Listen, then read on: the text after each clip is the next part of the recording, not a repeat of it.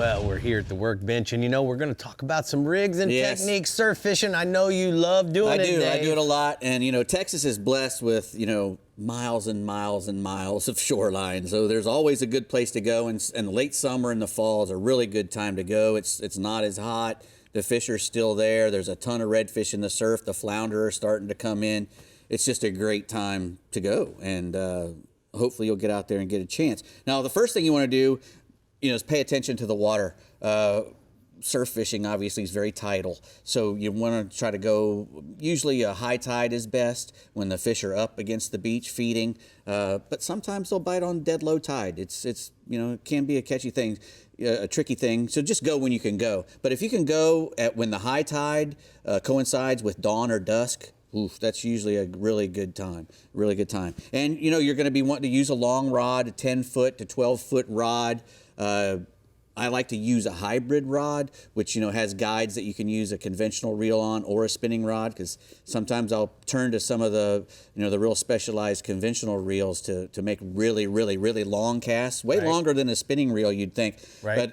But normally you'd use like that black pin there, which is a pin 6,000 or 4,000 long cast. Right. That's a great. You put 20-pound braid on there, and I can cast that 100 yards easy with really no problem at all. What you do is you'll put your 20-pound braid on there. I've got a short shock leader on there now because it was cut off. But what you'll do is you'll have a 30-pound shock leader all the way to your spool, just so you get a couple of wraps on your spool. Some people don't like to cast bare braid against their fingers. Right. It doesn't really bother me, but that's a good thing to do, is put that 30-pound mono, like that one right there, has it all the way wrapped around the spool a couple of times. That's a big Van Staal. That's what I use when I'm fishing for sharks. That's my shark reel, because that reel will hold a ton of drag, 30 or 40 pounds of drag, which no human being on the beach will hold for very long anyway.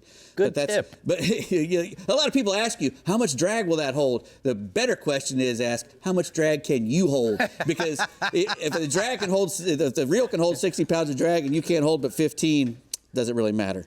But so we're using 15-pound braid, diamond braid. It's cast like a dream. It's very thin for its size. 15 to 20 is really good. On the conventional reels, I like to use mono. I like to use their 15-pound monofilament. Now, we're going to be using a dropper rig usually when we're fishing in the surf, and we're not fishing for sharks. We're fishing for redfish and trout and flounders. We'll be using a double dropper rig. This is a fish bites rig? It's I got a fish bites there with the beads on it. Yeah. That's a surf rig with the beads. But they all use fluorocarbon on the leader, usually 20 pound. I would like 20 pound at least, because some toothy things do come through every once in a while.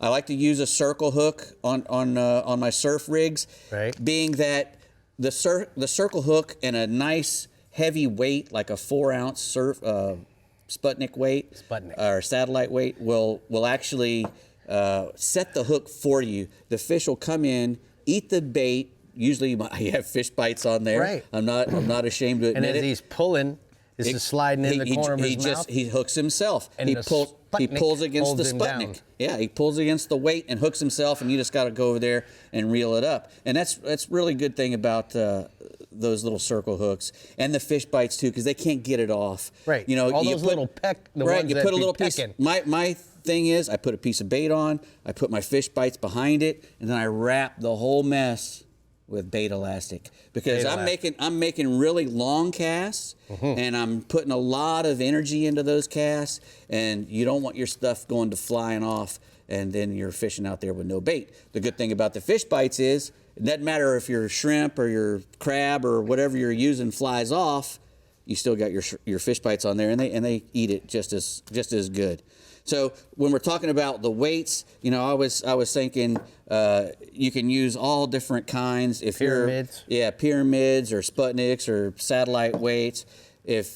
Just make sure that it'll hold bottom. You don't want your stuff rolling up and down the beach, because then that way you can't really tell when you're getting a bite or anything. That's a good tip. I feel like we didn't have enough time. I think I could talk about that for an hour. Never enough time. I'm going to have to talk to the producer about more time. Yeah, you talk to the producer about that. Yeah.